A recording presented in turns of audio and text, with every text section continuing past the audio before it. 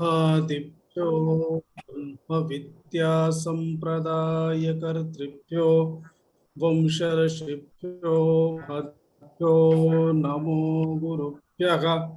सर्वोपप्लवरहितः प्रज्ञानघनः प्रत्यगर्थो ब्रह्मैवाहमस्मि ब्रह्मैवाहमस्मि। शंकरं शंकराचार्यं केशवं बादरायणं सूत्रभाष्यकृतौ वन्दे भगवन्तौ पुनः पुनः। ईश्वरो गुरुरात्मेति मूर्तिभेदविभागिने व्योमवद्व्याप्तदेहाय दक्षिणामूर्तये नमः। ॐ सहना भवतु सहनौ भुनक्तु सह वीर्यङ्करवावहै तेजस्विनावधीतमस्तु मा विद्विषावहै। ॐ शान्ति शान्ति शान्तिः।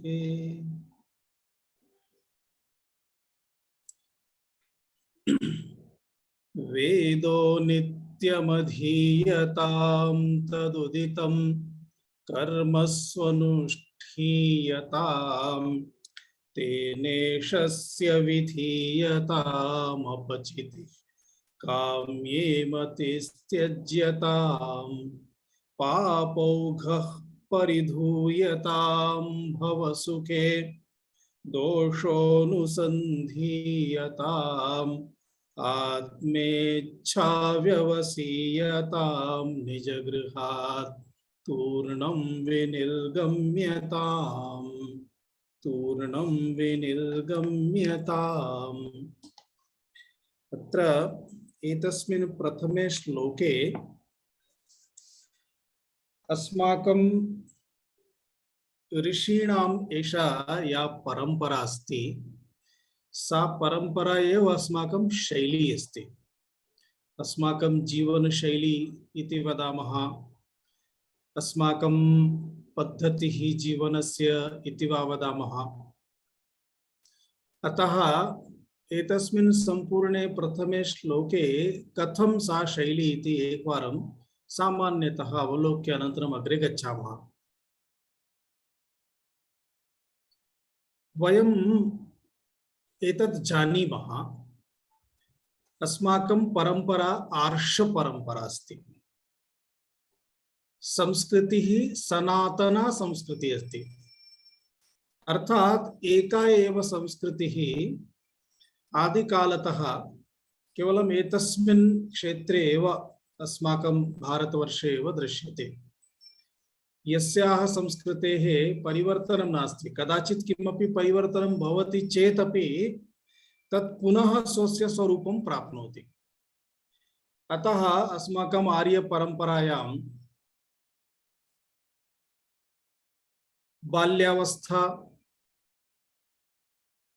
बाल्यावस्थायाम् अध्ययन सामर्थ्यं यदा आगच्छति तदा अध्ययनम् इति प्रामुख्यमस्ति। तदर्थं ब्रह्मचर्यावस्था इति उच्यते, अर्थात ब्रह्मचर्याश्रमः इति आश्रमनाम्ना शिक्षणं सर्वं समाप्य विद्याभ्यासं समाप्य अनन्तरं तेन एतस्मिन् जगति व्यवहाराय सर्वाणि कार्याणि करणीयानि भवन्ति। सः व्यवहरति, व्यवहारं करोति। व्यवहारस्य अर्थः अस्ति परस्परं व्यवहारः, कुटुम्बिनः सन्ति, सामाजिकाः सन्ति, तत्र समाजस्य काचित् व्यवस्था अस्ति, पुनः कुटुम्बपोषणं, सुखसुविधानाम् अर्जनं, व्यवसायः, जीवने सर्वेषाम् अंशानां कृते व्यवहारः इति उच्यते। अतः सः व्यवहरति। सः आश्रमः गृहस्थाश्रमः, पश्चात् सः गृहस्थाश्रमस्य सर्वमपि उत्तरदायित्वं पुत्रेभ्यः दत्वा स्वयं हरिकीर्तनं करोति अथवा स्वस्य सामर्थ्यानुसारं सः समाजसेवां करोति। सः विद्यावान् अस्ति अतः पाठयति, बालान् पाठयति, विना मूल्यं सेवां करोति, यथा वयं संस्कृतं पाठयामः तद्वत्। यदि सः चिकित्सकः अस्ति तर्हि कुत्रचित् ग्रामं गत्वा वने तिष्ठति, एकान्तवासं करोति, अनन्तरं सेवामपि करोति, औषधमपि ददाति। एवं स्वस्य स्वस्य सामर्थ्यानुगुणं सः कार्यप्रवृत्तः भवति। सः एव आश्रमः उच्यते वानप्रस्थाश्रमः। तदनन्तरं वानप्रस्थाश्रममपि त्यक्त्वा अन्ते सः सन्न्यस्ताश्रमं प्रविशति इति अस्माकं जीवनशैली अस्ति। अतः ये कवयः यदा वर्णनं कुर्वन्ति काव्येषु तदा ते तस्य उल्लेखमपि कुर्वन्ति। यदि वयं स्मरामः तर्हि रघुवंशवर्णनसमये कविः कालिदासः अपि रघुवंशः कीदृशः आसीत् इति वर्णनं करोति। शैशवेभ्यश्च विद्यानां वार्धके मुनि यौवने विषयैषिणां वार्धके मुनिवृत्तीनां योगेनान्ते तनुत्यजां। जीवन शैली आसीत्। शैशवे शिशु अवस्थायाम् अर्थात ब्रह्मचर्य अवस्थायाम् अभ्यस्त विद्यानां विद्याभ्यासं कुर्वन्ति स्म। यौवने विषयैषिणां विद्याभ्यासस्य अनन्तरं गृहस्थाश्रमं प्रविशन्ति स्म, जगतः सर्वाणि कार्याणि पश्यन्ति स्म। तदनन्तरं वार्धके मुनिवृत्तीनां वृद्धावस्थायाः आरम्भः यदा जायते स्म तदा ते सर्वमपि उत्तरदायित्वं त्यक्त्वा मुनिवृत्ति इत्युक्ते आर्षपरम्परा, आर्षजीवनं, तत्र पुनः केवलम् आवश्यकम् अस्ति तावदेव स्वीकृत्य तिष्ठन्ति स्म, कार्यं कुर्वन्ति स्म, आराधनां कुर्वन्ति स्म, योगाभ्यासं कुर्वन्ति स्म। अन्ते योगेन अन्ते इत्युक्ते सन्न्यस्ताश्रमे तनुत्यजाम, योगेन तनुत्यजाम, योगद्वारा योगबलेन जीवनं जीवित्वा शरीरस्य त्यागं कुर्वन्ति स्म इति अस्माकं परम्परा आसीत्। अतः सा परम्परा अत्र सूचिता भवति। पश्यतु, वेदो नित्यम् अधीयताम्, आरम्भे विद्याभ्यासः, तदुदितं कर्म स्वनुष्ठीयताम्, यत् कर्म उक्तमस्ति तस्य सम्यक् आचरणं करोतु। तेन आचरणेन अर्थात् तत्र तेषु कर्मसु अस्माभिः ईश्वराधना अपि योजनीया, येन कर्माणि शुद्धानि भवन्तु। अतः कर्मयोग भावना आनीता, तेन ईशस्य अपचितिः विधीयतां, सेवां क्रियताम् इति। पुनः सेवा समये अस्माकं सकामकर्माणि सन्ति, इच्छाः सन्ति, शनैः शनैः इच्छाः अपि त्यक्तव्याः, निष्कामकर्माणि करणीयानि। अतः काम्ये मतिस्त्यज्यताम् उक्तं। पुनः एवं रीत्या निष्कामरीत्या योगभावनया यदि कार्यं कुर्मः तर्हि स्वाभाविकतः अस्माकं मनः पवित्रं भवति, हृदयं पवित्रं भवति, अन्तःकरणं शुद्धं भवति। शुद्धान्तःकरणं यदा भवति तदानीमेव उपदेशादीनां ज्ञानं भवति, तेन चिन्तनं भवति, तस्मादेव आत्मसाक्षात्कारः भवति, तस्मादेव ब्रह्मचिन्तनं जायते, ब्रह्मसाक्षात्कारः भवति, अन्यथा ब्रह्मसाक्षात्कारः भवितुं नार्हति। अतः तेन पापौघः परिधूयताम्, पापौघः परिधूयताम् अर्थात् अंतःकरणस्य पवित्रीकरणं। तत्समये अंतःकरणस्य पवित्रीकरणसमये महामहाकार्याणि त्यक्तानि भवन्ति, परन्तु लघु लघु कार्याणि, लघु लघु मानसिक भावनाः न गच्छन्ति। अतः किं करणीयमस्ति? संसारस्य विषयेषु सर्वेषु दोषदर्शनम् अर्थात् तेषाम् अनित्यता, तेषां कारणात् केवलं संसार प्राप्तिः अस्ति इति चिन्तनं कुर्मः चेत् स्वयमेव ते त्यक्ताः भवन्ति विषयाः।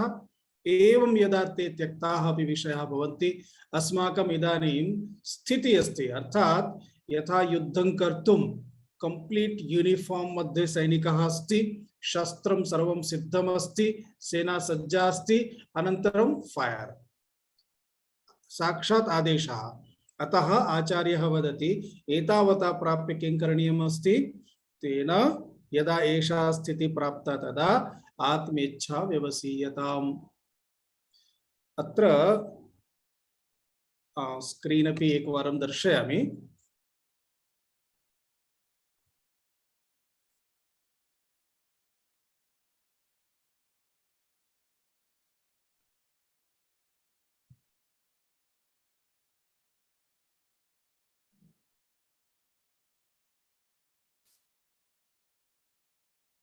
सा एव परंपरा अत्र दीयते। वेदान अधीत्य वेदार्थंच अवगत्य वेदोक्त कर्मसु प्रवृत्त्यर्थम आचार्य जैमिनिः धर्ममीमांसायां वदति।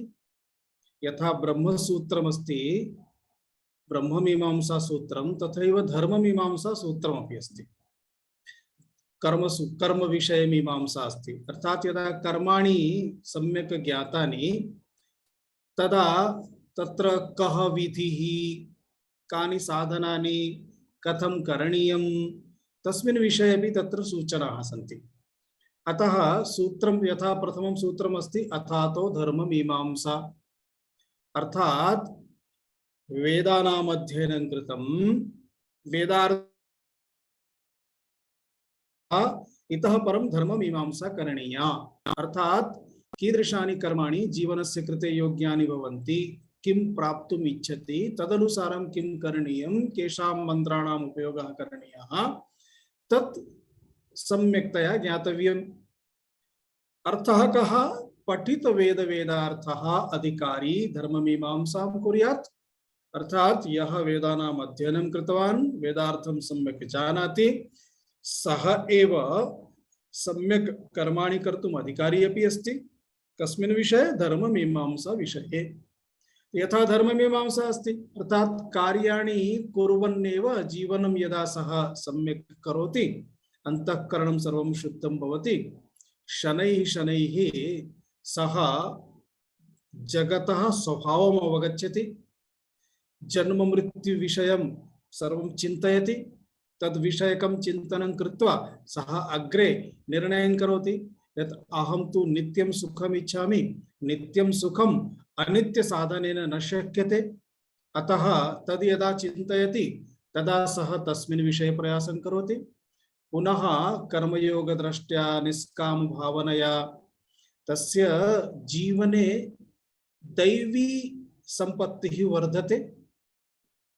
तस्मात् सः ब्रह्मचिन्तनार्थम् अधिकारी भवति। अतः ब्रह्मचिन्तनार्थं किम् आवश्यकं भवति? साधनचतुष्टय सम्पन्नः भवति, सः एव ब्रह्मचिन्तनाय अधिकारी भवति। वयं साधनचतुष्टयस्य विषये अग्रे चिन्तयिष्यामः। अतः यदा साधनचतुष्टय सम्पन्नः अभवत् तदा सः ब्रह्मजिज्ञासां कुर्यात्। तदर्थं भगवता वेदव्यासेन ब्रह्मसूत्रस्य निर्माणं कृतमस्ति। प्रथमं सूत्रमेव अस्ति अथातो ब्रह्म जिज्ञासा। अर्थात तस्य अर्थः एव अस्ति ब्रह्म जिज्ञासा करणीया इत्युक्ते आत्मेच्छा व्यवसीयताम्। तस्यैव अथातो ब्रह्म जिज्ञासायाः अर्थः एव अस्ति आत्मेच्छा व्यवसीयताम्। एतावता वेदाध्ययनं कृतं, सम्यक् कर्माणि अनुष्ठितानि, तानि कर्माणि कर्मयोग भावनया कृतानि, कर्मयोग भावनया सह निष्काम कर्मणा कार्यं कृतं, निष्काम भावनया कार्यं कृतं, तेन अंतःकरणस्य शुद्धि जाता। इदानीं भवसुखे यानि भवसुखस्य विषये याः कामनाः इच्छाः सन्ति तासां विषये सम्यक् विचारं कृत्वा तत्सर्वम् अनित्यमस्ति, ताः अनित्य इच्छाः त्यक्तव्याः, तत्सर्वं त्यक्तम्। इदानीं किं करणीयमस्ति? अथातो ब्रह्म जिज्ञासा। साधन चतुष्टय संपन्नः जातः भवान् इतः परं ब्रह्म जिज्ञासां करोतु। तदर्थमस्ति आत्मेच्छा व्यवसीयताम्। तर्हि अत्र एतस्मिन् प्रकरणे सः एव विषयः अस्ति आत्मेच्छा व्यवसीयताम्। अस्तु, साधन चतुष्टयं किम्? आरम्भे उक्तं साधन चतुष्टय संपन्नः भवतु। तर्हि साधन चतुष्टयं किमस्ति? विवेकः, वैराग्यं, शमादि षट्क संपत्तिः, मुमुक्षुत्वम्, एतानि चत्वारि मिलित्वा चतुष्टयं। चत्वारि साधनानि मिलित्वा चतुष्टयमिति उच्यते। अतः साधन चतुष्टयं। यथा एकम् अनन्तरं द्वयम् अस्ति चेत्, यथा एकः बालकः, यदि द्वौ बालकौ स्तः तर्हि बालकद्वयम्, त्रयः बालकाः चेत् बालकत्रयम्, चत्वारः सन्ति चेत् बालकचतुष्टयम्। तथैव साधनानि चत्वारि सन्ति, अतः साधनचतुष्टयम्। तो विवेकः वैराग्यं समाधि षट्क संपत्तिः मुमुक्षुत्वम् इति चत्वारि साधनानि सन्ति। अस्तु, विवेकः इत्युक्ते किं? नित्यानित्य वस्तु विवेकः। नित्यानित्य वस्तु विवेकः इत्युक्ते नित्यम् अनित्यम् इति वस्तु वस्तुनः प्रकारद्वयम् अस्ति। जगतः सर्वेपि विषयाः सर्वाणि वस्तूनि अनित्यानि सन्ति, अर्थात उत्पद्यन्ते पुनः नश्यन्ते नश्यन्ति, तेषाम् अस्तित्वं तथैव अस्ति। अस्तु, परन्तु एकं वस्तु अस्ति, ईश्वर तत्वं ब्रह्म आत्मचैतन्यं, तद् नित्यम् अस्ति। अतः नित्य अनित्य इति द्वयोः विषये विवेकः करणीयः। अस्तु, तर्हि नित्यं किम् अनित्यं किम्? तदर्थमपि भगवान् भाष्यकारः तत्त्वबोधग्रन्थे वर्णयति। नित्यं वस्त्वेकं ब्रह्म तद्व्यतिरिक्तं सर्वम् अनित्यमयमेव नित्यानित्य वस्तु विवेकः। नित्यं वस्तु एकं ब्रह्म एव नित्यं वस्तु अस्ति। तद्व्यतिरिक्तम् अर्थात ब्रह्म त्यक्त्वा अन्यत् सर्वं, आत्मानं त्यक्त्वा अन्यत् सर्वं यत्किमपि अस्ति तत्सर्वम् अनात्मा, अनात्मजगति सर्वम् अनित्यमेव। अस्तु, वैराग्यम् इत्युक्ते किम्? वैराग्यस्य अर्थः अस्ति इहामुत्रार्थ फलभोग विरागः। इह इत्युक्ते अस्मिन् लोके, अस्मिन् संसारे, अस्मिन् जगति। अमुत्र, अमुत्र इत्युक्ते इह लोकं त्यक्त्वा अन्य लोकेषु, स्वर्गादि लोकेषु। इह अमुत्र अर्थ फलभोग विरागः। अर्थ इत्युक्ते विषयः, विषयस्य फलं, फलस्य भोगः। उदाहरणं यथा स्वर्गः, स्वर्गप्राप्तिः इति स्वर्गप्राप्तेः विषयः स्वर्गः, स्वर्गस्य फलं, फलस्य भोगः, भोगं करोति चेत् पुनः संसारे एव तिष्ठति। अतः तेषु विरागः। विरागः इत्युक्ते वैराग्यं। विगतः रागः यस्मात् सः विरागः, षष्ठी तत्पुरुषसमासः।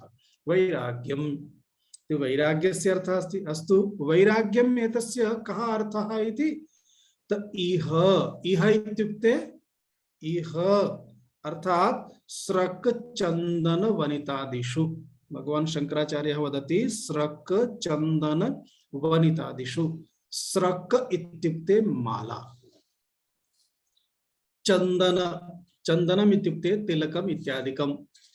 अर्थात बहु विविध रूपमालाः, विविधानि तिलकानि, ऊर्ध्वपुण्डं, त्रिपुण्डं, मेकपुण्डं, गोलपुण्डं इत्यादि बहूनि तिलकानि सन्ति। केषाञ्चन तिलकेषु एव आसक्तिः, तिलकं गतं चेत् पुनः तिलकं स्थापनीयम्। एतत् सर्वमस्ति ब्राह्मणानां कृते अथवा साधूनां सन्यासिनां कृते अथवा तादृश अन्यजनानां कृते, परन्तु तस्मिन् अपि वैराग्यं प्राप्तव्यम्। अर्थात् तस्य मोहः, तस्मिन् रागः न भवेत्। स्रक चन्दन वनिता, वनिता इत्युक्ते स्त्री इत्यादिषु।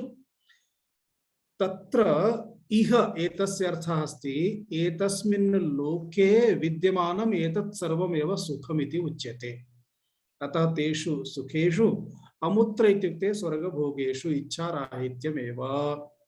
इह अमुत्रार्थ फलभोग विरागः तस्य अर्थः अस्ति। अस्तु, समाधि षट्क संपत्तिः इत्युक्ते किम्? तो समाधि षट्क संपत्तिः, शम आदि, शमः आदौ येषां ते अथवा सह समाधिः, बराबर। तो शम आदौ, शम यस्य आरंभे अस्ति, षट् प्रकारिका संपत्ति अस्ति। शम, दम, उपरतिः, तितिक्षा, श्रद्धा, समाधानम इति षट् संपत्ति अस्ति। शम, दम, उपरतिः, तितिक्षा, श्रद्धा, समाधानम। तो शमः इत्युक्ते किम्? शमः इत्युक्ते अंतरिंद्रिय निग्रहः, अर्थात मन बुद्धि इत्यादि अंतरिंद्रियाणि सन्ति, तेषु अंतरिंद्रियेषु निग्रहः भवतु, अर्थात् अस्माकं कंट्रोल भवतु। बुद्धिः अस्माकम् उपरि राज्यं न करोतु, परन्तु वयं यथा इच्छामः तथा बुद्धेः उपयोगः। यदा किमपि चिन्तनीयमस्ति तदानीम् अस्माकम् इच्छानुगुणं बुद्धिः कार्यं करोतु, बुद्धिः अस्मान् सर्वत्र न नर्तयतु। अंतरिंद्रिय निग्रह, बाह्येन्द्रिय निग्रह अस्ति दमः, अर्थात् कर्मेन्द्रियादीनाम् उपरि निग्रह। भगवान् बुद्धः यदा विहारं करोति स्म तदा एकस्मिन् दिने सः हस्तद्वयम् एवमेव शरीरेण सह सम्यक् यथा बन्धनं कृत्वा स्थापयति कोऽपि तथा स्थापितवान्, तथा चलनं कृतवान्। तदानीं तस्य ये शिष्याः आसन् तेषु एकः पृष्टवान्, अद्य एवं किमर्थं भगवता कृतमिति। तदा भगवान् बुद्धः वदति, एतस्मात् किञ्चित् कालपूर्वं मम हस्तः अनवधानेन बहु वेगेन लेफ्ट राइट अथवा पुरतः पृष्ठतः करोति स्म। एवं चलनं भवति किल, एवं प्रकारेण यथा एवं कुर्मः चलनसमये एवं गच्छति स्म। अतः अहं हस्तयोः निग्रहं कर्तुं, तद् द्वौ अपि कंट्रोल कर्तुम् एवं कृतवान्। कः अर्थः? भगवान् बुद्धः अभिप्रायम् उक्तवान्, अस्माकं शरीरस्य एकः अपि भागः अस्माकम् अवधानात् बहिः न भवेत्। बहु महत्वपूर्णः अंशः अस्ति। सामान्यतः किं भवति, केचन जनाः आसन्दे उपविष्टाः भवन्ति, अनन्तरम् उपविश्य पादसञ्चारं कुर्वन्ति, पादं चालयन्ति। मम बहुवारम् अनुभवः अस्ति। अहम् एर्पोर्ट् यदा गच्छामि तदा आसन्द जनत्रयस्य सुविधायुक्तः आसन्दः भवति, बेंच। तत्र कश्चन आगत्य, अहं तु शान्ततया उपविष्टः अस्मि, किञ्चित् पठन् अस्मि पुस्तकं, कश्चन आगत्य किमपि शृणोति अथवा पठति, मोबाइल पश्यति वा किमपि, अथवा लैपटॉप कार्यं करोति। तदानीं सः एकं पादं सम्यक् चालयति, सञ्चारं करोति। तस्मात् कारणात् सः सञ्चालयत्, पादं सञ्चालयति इत्युक्ते यथा हस्तः एवं पादम् एवं चालयन् भवति, तस्मात् सम्पूर्णं बेंच अपि कंपते। अनन्तरम् उपवेष्टुं न शक्यते, अहं स्थानं परिवर्त्य अन्यत्र गच्छामि इति मम स्थितिः भवति। अर्थः कः अस्ति? सः पादं, तस्य पादः सञ्चरति इति तस्य ज्ञानं नास्ति, सः न जानाति। तथा स्थितिः न भवेत्। केषाञ्चन हस्तः मोबाइल स्वीकृत्य वार्तालापं कुर्वन् अस्ति, अनन्तरं मोबाइल मध्ये सूचयति एवं गच्छतु, अग्रे गच्छतु, वामतः गच्छतु। मोबाइल द्वारा वार्तालापं करोति, जनः कुत्रचित् अस्ति, कस्मिन् देशे कस्मिन् नगरे, सः भवतः हस्तं कथं द्रष्टुं शक्नोति, परन्तु तस्य कृते हस्तनिर्देशं करोति। एतत् किमस्ति? अनवधानम् अस्ति। एवं यदा वाक्यानि वदामः तदानीं मुखतः कः शब्दः निस्सरति तदपि स्मरणे न भवति। कोऽपि यदा वदति, भवान् एवम् उक्तवान्, एवम् उक्तवान् वा? अरे रे रे, अहं न ज्ञातवान्, न जानाति, कारणं तस्य तस्मिन् अवधानं नास्ति।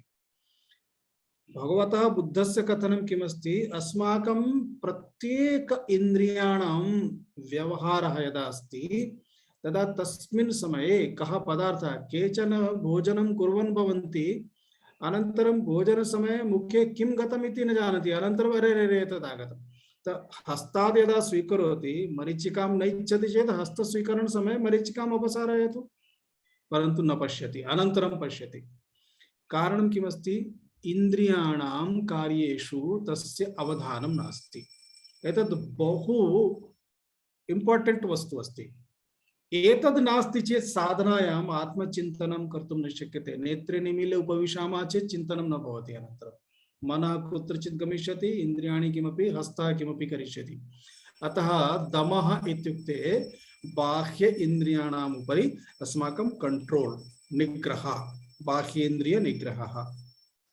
उपरतिः, उपरतिः इत्युक्ते प्रपंचेभ्यः उपरमणम्, अर्थात बहु प्रसिद्धम् उदाहरणम् अस्ति।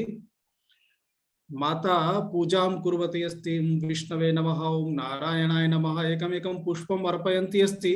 तस्मिन् समये उच्चैः वदति, बालिकां वा पुत्रवधूं वा कमपि, अरे गच्छतु, तत्र पाकशालायां दुग्धं स्थापितम् अस्ति, पश्यतु, दुग्धं बहिर्न गच्छेत्। क्वथनं भवति, तदा अतिक्वथनं न भवेत्। पूजायाः समये दुग्धस्य स्मरणं भवति, तत्र उच्चैः वदति। किमस्ति एतत्? बाह्य, इदानीं पूजा समये पूजां करोतु, बाह्य प्रपञ्चस्य विषये किमर्थं स्मरति, स्मरणं करोति? गमनात् पूर्वम् एकवारं सूचयित्वा गच्छतु, पर्याप्तमस्ति। पुनः मध्ये अलार्म दातुं का आवश्यकता अस्ति? परन्तु प्रपञ्चेषु मनः सर्वत्र अटति। तदर्थं किमुच्यते? बाह्य प्रपञ्चेभ्यः बहूनि कार्याणि सन्ति, तानि कार्याणि भवतु, जगति संसारे जायमानानि सन्ति, भवन्तु, तद्विषये अस्माकं मनः वारं वारं तत्र न गच्छतु इति उपरमणम्, उपरतिः। तितिक्षा, शीतोष्णादि द्वन्द्व सहिष्णुत्वम्। इदानीं भारते उष्णकालः अस्ति, दशवारं वदामः बहु उष्णमस्ति, बहु उष्णमस्ति, बहु उष्णमस्ति, तदा 10 डिग्री उष्णता न्यूनं भविष्यति किल? न्यूनं भवेत् किल? 10 डिग्री न भवति। शतवारं वदतु बहु उष्णमस्ति, बहु उष्णमस्ति, तेन किं प्रयोजनं? वृथा मनसः एव एकं चाञ्चल्यम्, अशान्तिः, तेन उष्णता न्यूना न भवति। अर्थात् तात्पर्यं किमस्ति? शीतम् उष्णम् एतद् यत् किमपि अस्ति, तत्र सोढुम् अस्माकं समानदृष्टिः भवेत्। शीतं बहु अस्ति, व्यवस्था अस्ति, व्यवस्थां स्वीकृत्य उपविशतु, ध्यानं करोतु। व्यवस्था नास्ति तर्हि या व्यवस्था अस्ति सा व्यवस्था भवेत्। अधिकमस्ति तत्र चिन्तयतु। शीतमस्ति, कदा पर्यन्तं भविष्यति? आगमापायी अस्ति, आगच्छति, गमिष्यति। शरीरं किमस्ति? अहं तु असङ्गः, शीतेन सह मम कः सङ्गः? नास्ति। तिष्ठतु किञ्चित् कालं, शीतस्य अनुभूतिरपि गमिष्यति, उष्णस्य अनुभूतिरपि। अर्थात् सुखे दुःखे अथवा यथा सुख दुःखं, शीतम् उष्णम् इति सर्वम् उच्यते द्वन्द्वम्।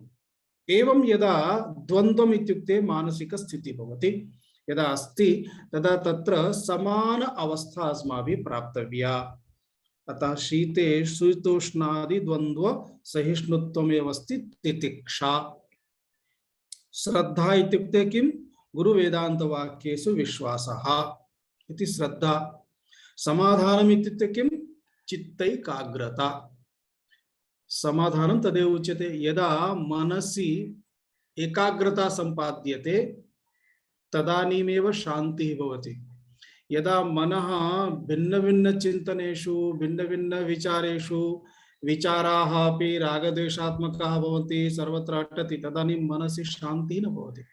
सर्वान् विचारान् एकवारं त्यक्त्वा उपविशतु, शान्तिः। अतः समाधानम् इत्युक्ते चित्तैकाग्रता। एतदस्ति साधनचतुष्टयम्। यस्य समीपे साधनचतुष्टयम् अस्ति सः आत्मचिन्तनं कर्तुं शक्नोति। अतः साधनचतुष्टय पर्यन्तं 6 सूत्राणां कार्याणि आसन्। 7मे सूत्रे अस्ति आत्मेच्छा व्यवसीयताम्। अस्तु, इदानीं द्वित्राणि उदाहरणानि किञ्चित् चिन्तयित्वा एतस्मिन् विषये कीदृशानि विघ्नानि आगच्छन्ति तद् विषये किञ्चित् विचारं कुर्मः। यथा पूर्वम् उक्तं, क्रमशः वेदोक्तकर्माणि सन्ति, कर्माणि कुर्मः, तेषां कर्तुं प्रकाराः सन्ति, सकामरूपेण, निष्कामरूपेण, अन्तः शुद्ध्यर्थं भिन्न भिन्न रूपेण एतत् सर्वं कृत्वा वयम् एतावता आगताः सन्ति। परन्तु अत्र कथं स्थितिः भवति, का परिस्थिति आगच्छति तस्य कानिचन उदाहरणानि यदि वयं पश्यामः तदा अधिकं स्पष्टं भवति। एकं याज्ञवल्क्यः ऋषिः आसीत्। सः बृहदारण्यकमन्त्राणां द्रष्टा याज्ञवल्क्यः। तस्य पत्नी द्वयं का मैत्रेयी द्वितीया कात्यायनी। मैत्रेयी ज्येष्ठा आसीत्, कात्यायनी कनिष्ठा आसीत्। आश्रमजीवने बहवः शिष्याः, बहु बृहत् गुरुकुलं, धेन्वः, अर्थात जीव आश्रमे ब्रह्मचारिणां कृते सर्वेषां कृते जीवितुं पर्याप्त व्यवस्था तेन विद्या माध्यमेन अर्जिता आसीत्। सर्वं सम्यक् प्रचलति स्म। एवं तस्य जीवनस्य यदा विद्याभ्यासानन्तरं गृहस्थाश्रमं प्रविश्य गृहस्थाश्रमकालः समाप्तः, अनन्तरं सः एकान्तवासम् एकान्तेन जीवनं कृत्वा अन्ततो गत्वा सः सन्यासाश्रमं प्रति यदा प्रविशन् आसीत् तदा सः सम्पत्तेः विभागं करोति। पत्नी द्वयमस्ति, अतः सम्पत्तेः अर्धभागः ज्येष्ठा पत्नी मैत्रेयी तस्याः कृते, पुनरर्धभागः कनिष्ठा पत्नी कात्यायनी तस्याः कृते। यदा सः भागं कृत्वा सः उक्तवान्, कात्यायन्याः तु विषयेषु आसक्तिः आसीत्, अतः बहु प्रश्नः न अभवत्, परन्तु मैत्रेयी बहु बुद्धिमती आसीत्। गार्गी, मैत्रेयी इत्यादि वेदेषु वयं नामानि शृणुमः किल। सा मैत्रेयी प्रश्नं कृतवती, एतावन्ति वर्षाणि अस्माकं जीवनम् अहं भवन्तं पश्यन्ती अस्मि, सर्वमपि सुखमस्ति, कष्टं किमपि नास्ति, तथापि भवान् सर्वं त्यक्त्वा इदानीं कुत्र गच्छन् अस्ति? तादृशं किं भवान् दृष्टवान् सर्वं त्यक्त्वा गच्छन् अस्ति? तस्मिन् समये याज्ञवल्क्यः वदति, एतावता ब्रह्मोपदेशं कुर्वन् आसम्, इदानीं मम कालः आगतः, मया सन्यासं स्वीकृत्य इदानीं केवलं ब्रह्मणि स्थातव्यम्। ब्रह्मणि स्थातव्यम् इत्युक्ते अन्यानि सर्वाणि कार्याणि सर्वकर्मणां त्यागं कृत्वा इदानीं पठनं पाठनम् इत्यादि सर्वमपि यदस्ति सर्वमपि त्यक्त्वा, बहु किमपि नासीत्, गुरुकुलस्य सः कुलपतिः एव, परन्तु सर्वं त्यक्त्वा इदानीं केवलम् अहं नेत्रे निमील्य आत्मनः स्थितिः या अस्ति केवलं तां स्थितिं प्राप्य एव स्थातुम् इच्छामि, अन्यत् किमपि नास्ति। अर्थात् अहर्निशं केवलं ब्रह्मात्मैक्यचिन्तनमेव यत् मम स्वरूपम् अस्ति। तदा तस्याः प्रश्नः अभवत्, तादृशं तत् किम् अस्ति इति वदतु, अहं न अवगच्छामि।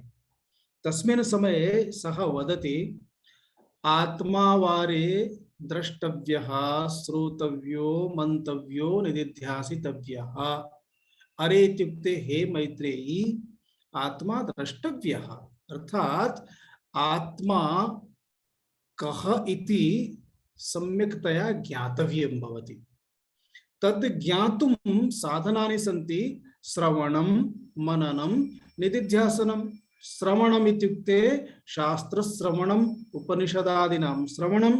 मननम् इत्युक्ते यद् श्रुतं तस्मिन् विषये अधिकाधिकं चिन्तनं करणीयं। यदि कुत्रापि संशयः अस्ति तर्हि संशयस्य निवृत्तिः। श्रवणमर्थात् ज्ञानं, ज्ञानप्राप्तिः। ज्ञानं प्राप्य तस्मिन् विषये यदि संशयः अस्ति तर्हि संशयनिवृत्तिः इत्युक्ते मननम्। अनन्तरं निदिध्यासनं।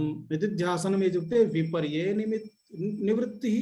विपर्ये निवृत्तिः इत्युक्ते चित्ते अस्माकं मनसि मनः, बुद्धि, चित्तम्, अहंकारः इति चत्वारः भागाः सन्ति। तत्र चित्तं, चित्ते इत्युक्ते सर्वविध व्यवहाराणाम् एतस्मिन् जीवने कृतं, पूर्वजीवने कृतं बहुविध अनुभवाः तत्र, यथा पेन ड्राइव मध्ये हार्ड ड्राइव मध्ये सर्वं रक्षितं भवति तथैव रक्षितं भवति चित्ते अन्तःकरणस्य एकस्मिन् भागे। यदा शान्ततया उपविशामः तदा तत् सर्वं यद् रक्षितमस्ति तस्मिन् रक्षितेषु यस्मिन् विषये अस्माकम् आसक्तिः अस्ति सः विषयः बहिरागच्छति वारं वारम्। अतः यदा बहिरागच्छति ध्यानसमये सामान्यम् अनुभवं वदामि, यदा कोऽपि जपं करोति तस्मिन् समये एव तस्य गृहस्य सर्वाणि कार्याणि स्मरणे आगच्छति। एतद् विस्मृतवती अथवा विस्मृतवान्, एतत् कर्तव्यमस्ति, तत् कर्तव्यमस्ति, तत्र गन्तव्यमस्ति, एतस्य सम्पर्कः करणीयः। जपसमये आगच्छति। यदा ध्यानं करोति तदानीं तु अधिकं मनः अनुक्षणं कार्येषु गच्छति। कारणं स्मृतौ सर्वं यत् स्थापितमस्ति तदेव वारं वारं कूर्दनं कृत्वा बहिरागच्छति। अनन्तरं तत्र एव मनः वारं वारं तं विषयं स्वीकृत्य अटति, एतत् करणीयं, बुद्धिरपि तदेव चिन्तयति। अतः एतत् सर्वमस्ति विपर्ययः, संस्कारः, अर्थात् पूर्वसंस्काराणामपि निवृत्तिः चिन्तनद्वारा करणीयं। ध्यानेन एकमात्रं चिन्तनम् ईश्वरस्य करणीयं भवति। तदेव अस्ति निदिध्यासनम्, अर्थात् एकेन शब्देन वदामः चेत् ध्यानम्, तदेव निदिध्यासनम् अस्ति। अतः श्रवणं मननं निदिध्यासनं करणीयं। तदा मैत्रेयी बहु उत्सुका अभवत्। सा उक्तवती, यदि आत्मानम् अर्थात् तत् किमपि विशिष्टमस्ति तत् प्राप्तुं भवान् सम्पत्तिः सर्वं त्यक्त्वा गच्छति, सर्वाः त्यक्त्वा गच्छति, तर्हि अहं सम्पत्तिः स्वीकृत्य किं करिष्यामि? येनाहं सुखी न स्याम् तेनाहं किं कुर्याम्, येनाहम् अमृता न स्याम् तेनाहं किं कुर्याम्। अर्थात यत् प्राप्य अहम् अमृता न भवामि, अर्थात अमरणधर्मा न भवामि, तत् स्वीकृत्य अहं किं करिष्यामि? सम्पत्तिषु अमृतत्वं नास्ति, भवान् सर्वं दत्त्वा गच्छति, तस्य किं प्रयोजनम् इति। एवं यदा उक्तं तदा मैत्रेयी यदा प्रार्थितवती तदा याज्ञवल्क्यः उपदेशस्य आरम्भं करोति। तदा बहु सम्यक् अस्ति, कदाचित् अवसरं प्राप्य पठिष्यामः। बहु किञ्चित् एकं हाइलाइट वदामि। आत्मनस्तु कामाय सर्वं प्रियं भवति, न तु पत्युः कामाय पतिः प्रियः भवति। एवमेकमेकं, न तु पत्न्याः कामाय पत्नी प्रिया भवति, न तु पुत्रस्य कामाय पुत्रः प्रियः भवति, न तु सम्पत्तेः कामाय सम्पत्तिः प्रिया भवति। सर्वमेकमेकं गणयति। किं वदति? आत्मनस्तु कामाय सर्वं प्रियं भवति। अर्थात् अस्माकं एषा एतद्यत् वयं स्मः किल, अस्माकम् आत्मा तस्य कामाय अर्थात् तस्य इच्छानुसारं तस्य प्रियत्वं यदस्ति, अतः तस्य प्रियत्वस्य अपेक्षानुगुणमेव अन्यत् किमपि वस्तु प्रियं भवति। बहु सिंपल उदाहरणं दत्त्वा अग्रे गच्छामि। उदाहरणं यथा चिन्तयतु, जीवने सर्वाधिकः प्रियः प्रीतिपात्रं यदि किमपि अस्ति, अनन्तरं तस्य मुखम् अदृष्ट्वा जीवितुं न शक्यते इति चिन्तयतु। पुनः तदेव प्रीतिपात्रं पुरतः अस्ति, विद्यमानम् अस्ति। इदानीं दूरं न गच्छतु इति वदामः। अस्तु, कदा पर्यन्तम् एवमेव मुखं दृष्ट्वा उपवेष्टुं शक्यते? एकदिनं, दिनद्वयं, दिनत्रयं, निद्रापि न कृता, सततं निर्निमेषं कदा पर्यन्तं स्थातुं शक्नुमः? अनन्तरम् एकः कालः आगमिष्यति यदा वयं वदामः इदानीं गच्छतु, मम बहु निद्रा अस्ति, अहं निद्रां करोमि। अर्थात् निद्रा आगता अस्ति। निद्रा कस्य प्रिया अस्ति? आत्मनः। आत्मा इदानीं निद्रां कर्तुम् इच्छति, सुखेन स्थातुम् इच्छति मम। अतः मम निद्रानिमित्तं भवतः मुखे यत् सुखम् अहं पश्यामि स्म, तत् सुखम् इदानीं गौणम् अस्ति, सेकेंडरी अस्ति, ततोपि प्रमुखम् अस्ति निद्रा। एवं सामान्यम् उदाहरणं यदि वयं चिन्तयामः तेन ज्ञायते यत् सर्वाधिकं प्रियं किम् अस्ति। कोऽपि यदि चिन्तयतु, कैजुअली आत्महत्यामपि यदि करोति, तर्हि एतत् कृत्वा अहं सर्वविध चिंता मुक्तः भवामि इति चिन्तयित्वा स्वात्मानं एतस्मात् कष्टात् अथवा कष्टेभ्यः अहम् इदानीं बहिर्स्वीकरोमि इति चिन्तयित्वा, अर्थात् एतद् अहं यदि प्राणान् त्यजामि चेत् अहं कष्टमुक्तः भवामि इति विचिन्त्य एव सः आत्महत्यां करोति। अर्थात् तस्मिन्नपि सुखमस्ति।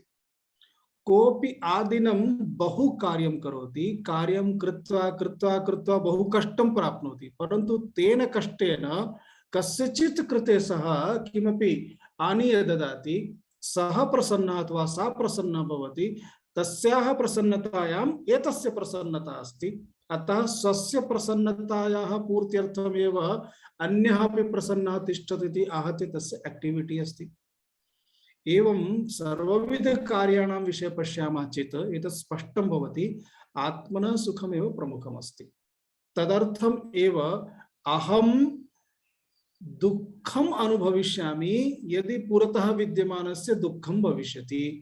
अतः पुरतः विद्यमानः कथमपि दुःखं न प्राप्नोतु, तेनैव मम सुखं भविष्यति। अतः मम सुखार्थं पुरतः विद्यमानस्य दुःखस्य निवृत्त्यर्थम् अहं प्रयासं करोमि। आहत्य सर्वेषु अपि कार्येषु मम सुखमिति अपेक्षितमस्ति। एतस्मादेव आरम्भः भवति, अर्थात् प्रमुखं तद् शास्त्रस्य चिन्तनमस्ति। समयं प्राप्य बृहत् चिन्तनं कुर्मः। तात्पर्यम् एतद् एव अस्ति, एतदेव ज्ञातव्यं यत् सर्वपदार्थेषु सर्ववस्तुषु यत्किमपि अस्ति तेषु प्रमुखः तु आत्मा एव अस्ति। आत्मनः सुखार्थम् एव सर्वविध प्रवृत्तिः अस्ति इति एकम्। द्वितीयं, यदा आत्मेच्छा अर्थात् आत्मानं द्रष्टुं ज्ञातुं यदा प्रवृत्तिः भवति तदा तस्मिन् समये स्थिरता अपि आवश्यकी अस्ति। सामान्यतः किमस्ति, जनाः वेदान्तकक्षां गच्छन्ति, किमपि कानिचन दिनानि वर्षं वर्षद्वयं पठित्वा अनन्तरं पुनः अस्तु पर्याप्तं त्यक्त्वा गच्छन्ति। पुनः कथंचिदपि बहूनि कार्याणि सम्यक् विचिन्त्य कृत्वा पार्श्वे स्थापयित्वा अथवा प्लानिंग द्वारा समयं निष्कास्य कृतम् अनन्तरं किञ्चित् कुत्रचित् एकं किमपि प्राप्तुं विशेष इच्छा अभवत्, तदर्थं सर्वं त्यक्त्वा पुनः संसारे गतः।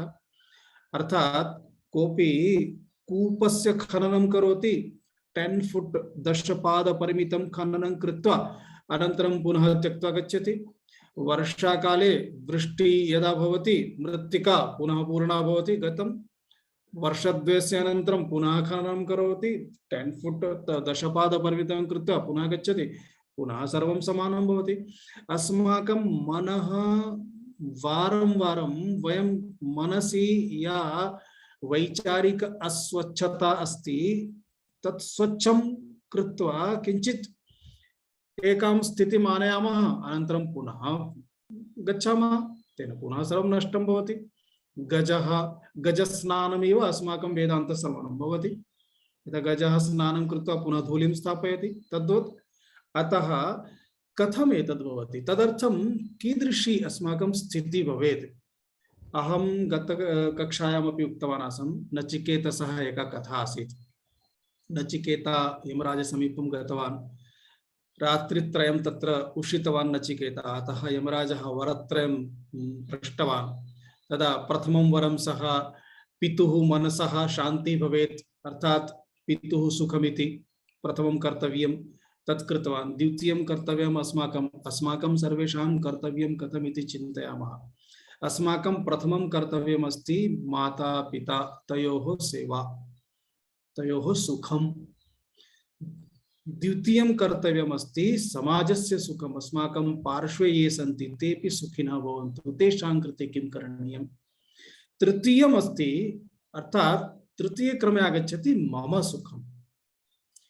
तदर्थमेव नचिकेता प्रथमं पितुः सुखार्थं मनसः शान्त्यर्थं सः प्रथमं वरं याचितवान्। द्वितीयं वरं समग्र समाजस्य कृते याचितवान्। नाचिकेत विद्या अर्थात विद्यायाः नाम्ना नाचिकेत नाम नाचिकेत विद्या यमराजस्य आशीर्वादेन अभवत्। तदनन्तरं तृतीयं वरं सः स्वस्य कृते याचितवान् आत्मेच्छा आत्मज्ञानं। तदा तृतीयं वरं यदा याचितवान् तदा यमराजस्य मस्तिष्कं किञ्चित् विचलितम् अभवत्। एषः बालः वा किं वा एतां विद्यां यमराजः चिन्तयति अहं सम्यक् ब्रह्मज्ञानं प्राप्य मम किञ्चित् उत्तम लोकम उत्तम स्थानं प्राप्तुं यमराजः भवितुम् इच्छा न गता, अतः अहं यमराजः अभवम्। तदर्थं न चेत् अहम् इदानीं मुक्तः अभविष्यं, परन्तु मुक्तः नास्मि। एषः बालः इदानीं बालबुद्धिः वा किं वा इति, अतः बहुविधं तस्मै लोभं ददाति। एतद् ददामि भवतः कृते अहं सुखं तावत् सुखं ददामि, किं किं ददाति इति एकवारं पश्यामः चेत् अस्माकमपि सर्वेषां बहु आश्चर्यं भवति यत् यमराजः किं किं यच्छन् अस्ति। परन्तु नचिकेता तथा न करोति खलु। सः किं वदति, शतायुषः पुत्रपौत्रान् वृणीष्व। हे नचिकेता, अस्ति अस्माकम् अत्र श्लोकः, नचिकेतसा ब्रह्मांड सुखं त्यक्त्वा आत्मेच्छा एव। अस्तु, शतायुषः पुत्रपौत्रान् वृणीष्व, बहून् पशून् हस्तिहिरण्यमश्वान्, भूमेर्महादायतनं वृणीष्व, स्वयं च जीव शरदो यावदिच्छसि। सः वदति, हे नचिकेत एतत् त्यजतु। हे नचिकेतः, एतं वरं भवान् त्यजतु।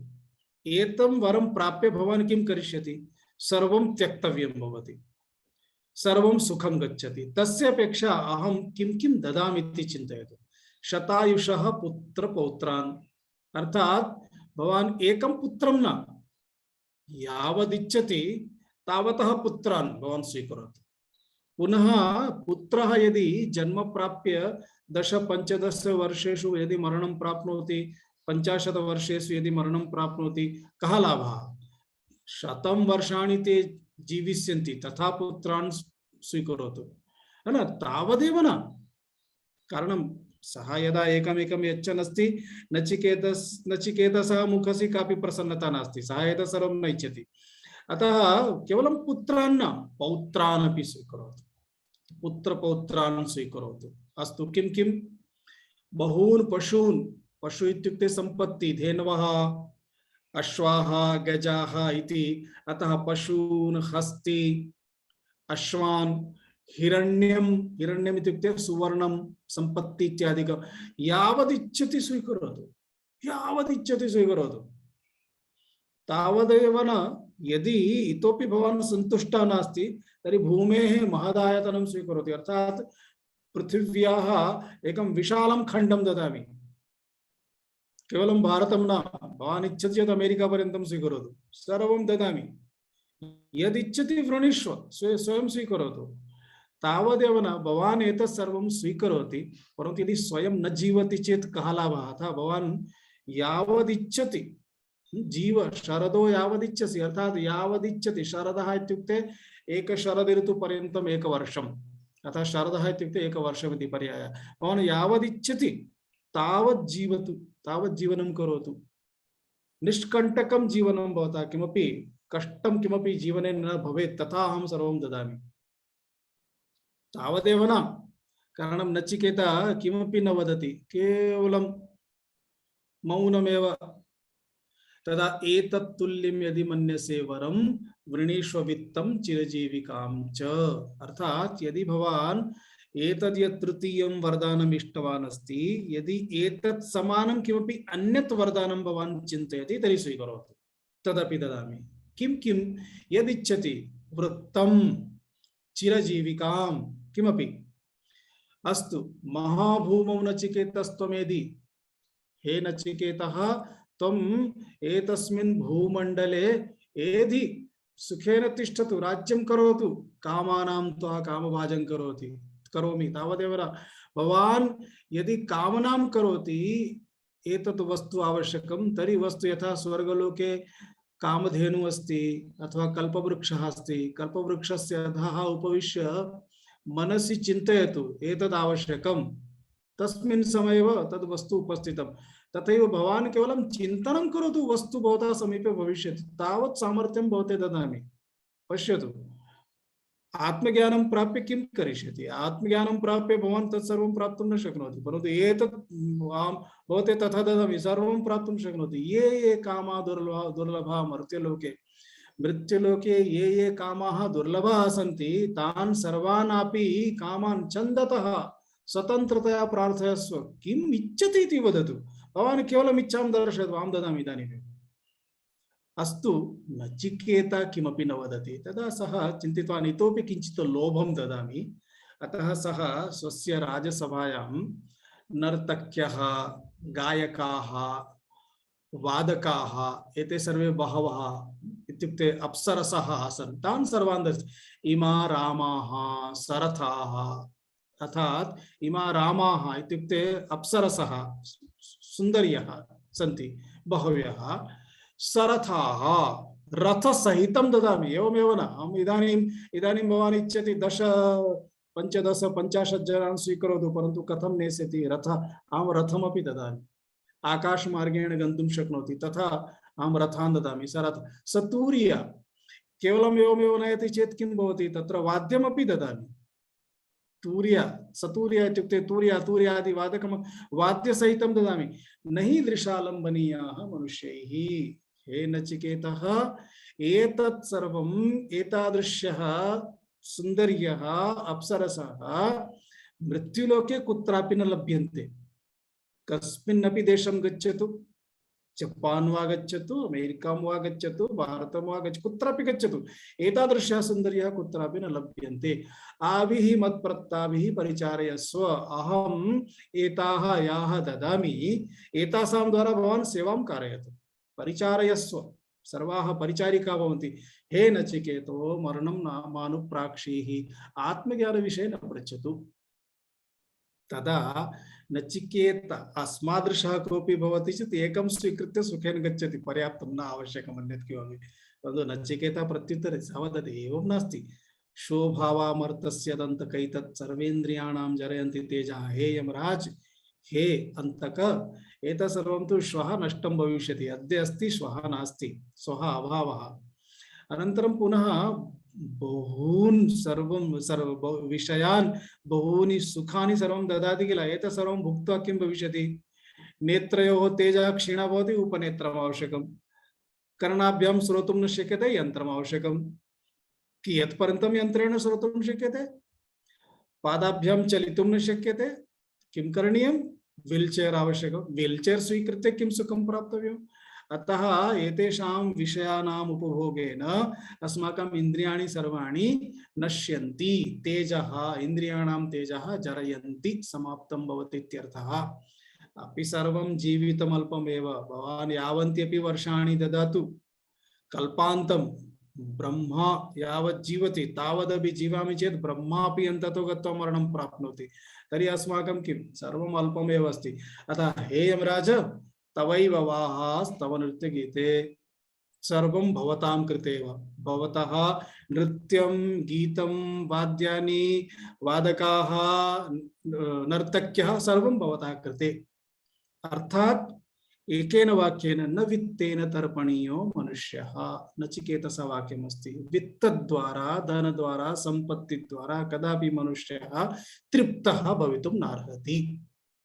यावद् अस्ति ततोपि अधिकमेव आवश्यकम्। यथा अहम् एकं श्लोकम् उक्तवान् आसम्। निःशो वेष्टिशतं शतीदशशतं लक्षं सहस्राधिपः लक्षेश क्षितिपालतां क्षितिपतिश्चक्रेशतां वाञ्छति चक्रेशः पुनरिन्द्रतां सुरपतिः ब्राह्मं पदं वाञ्छति ब्रह्मा शैव पदं शिवो हरिपदम् आशावधिं को गतः। अहं पूर्वमेव उक्तवान् आसम्। अर्थात् आशा कदापि समाप्ता न भवति इति।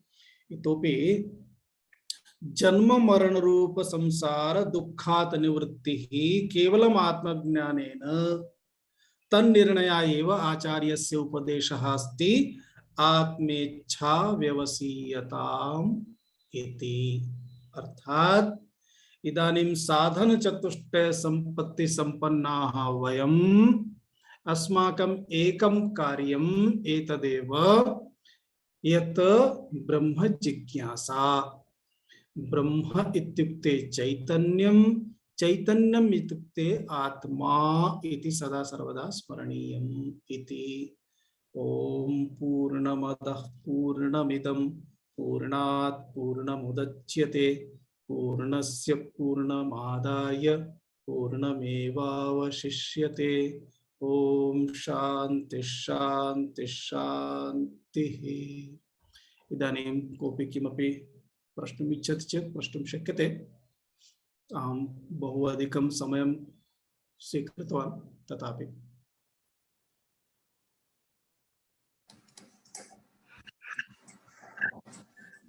नमस्ते स्वामी जी। नमस्ते। मुमुक्षता इत्युक्ते किम्? मुमुक्षुत्वम् इत्युक्ते मोक्षो मे भूयात् इति दृढेच्छा। अर्थात मम मोक्षः भवेत् इति दृढ इच्छा। उदाहरणं यथा रामकृष्ण परमहंस समीपं स्वामी विवेकानन्दः गच्छति। अनन्तरं रामकृष्णं पृच्छति, भवान् ईश्वरं जानाति वा? रामकृष्णः वदति, अहं जानामि। ईश्वरं दृष्टवान् वा? अहं पश्यामि, यथा भवन्तं पश्यामि तथा ईश्वरमपि पश्यामि। तदा सः उक्तवान्, मां दर्शयितुं शक्नोति वा? सः उक्तवान्, अहं दर्शयितुं शक्नोमि। इदानीं दर्शयितुं शक्नोति वा? अहं उक्तवान्, यदि सः वदति, यदि भवान् इदानीं द्रष्टुं समर्थः तर्हि इदानीमपि दर्शयितुं शक्नोमि। तदा तत्र समीपे एव सागरः, अतः सागरं प्रति गच्छति विवेकानन्दं स्वीकृत्य। यदा किञ्चित् जलं तदा स्कन्धपर्यन्तं जलं यदा अथवा कटिपर्यन्तं जलम् आगच्छति तदा तत्र निमज्जनं कर्तुं वदति। अर्थात् सः जले निमग्नः भवति। तदा रामकृष्णः उपरिष्टात् तस्य मस्तके एवं हस्तं स्थापयित्वा सः बहिर्नागच्छेत् तथा किञ्चित् कालं स्थापयति। अनन्तरं विवेकानन्दः, इदानीं मरणं प्राप्स्यामि, इदानीं मरणं प्राप्स्यामि, अर्थात् बहिर्निष्कासयतु बहिर्निष्कासयतु इति बहु सः यदा प्रयासं करोति। अनन्तरं रामकृष्णः त्यजति, हस्तं त्यजति, सः बहिरागच्छन् वदति, भवान् किं करोति? मम तु प्राणाः गच्छेरन् इति आसीत्, इदानीं कथञ्चिदपि मया बहिरागन्तव्यम् आसीत्। सः उक्तवान्, हा, ईश्वरं प्राप्तुं यथा इदानीं प्राणान् रक्षितुं भवतः सर्वविध प्रयासः आसीत्, अर्थात् सर्वं त्यक्त्वा केवलं प्राणानां रक्षणं, यथैव सर्वमपि त्यक्त्वा केवलं ईश्वरविषये यदि चिन्तयति तर्हि इदानीमपि ईश्वरस्य दर्शनं कर्तुं शक्नोति। तात्पर्यं किमस्ति? सः तस्मात् कष्टात् मुक्तः भवितुं यथा मनसा बुद्ध्या शरीरेण प्रयासं करोति स्म, तथैव एतत् यत् जगत् अस्ति, एषः संसारः दुःखरूपः अस्ति, जगत् दुःखरूपम् अस्ति, एतत् कष्टकारकम् अस्ति। वारं वारं जन्म मृत्युः, पुनः एतत् सर्वं कदापि चक्रं समाप्तं न भवति। एतस्मात् कष्टात् अहं मुक्तः भवितुम् इच्छामि। मुक्ति निमित्तम् एकमात्रम् उपायः अस्ति आत्मज्ञानं। द्वितीय ज्ञानात् न मुक्तिः। अतः आत्मज्ञानं प्राप्तुं प्रयासः एव अस्ति मुक्तः भवितुम् इच्छा, मोक्षेच्छा। अतः मोक्षो मे भूयात् इति दृढ इच्छा, दृढ इच्छा, तस्य अर्थः अस्ति मुमुक्षा। धन्यवाद स्वामी जी। जी ओम।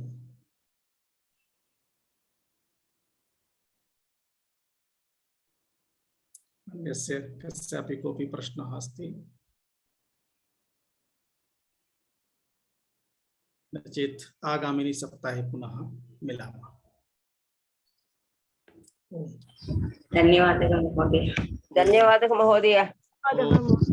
धन्यवादाः महोदय। ओम धन्याः वयम्। ओम नमो नमः धन्यवादः। स्वामीजी। ओम धन्यवादाः महोदय। धन्यवादः धन्यवादः।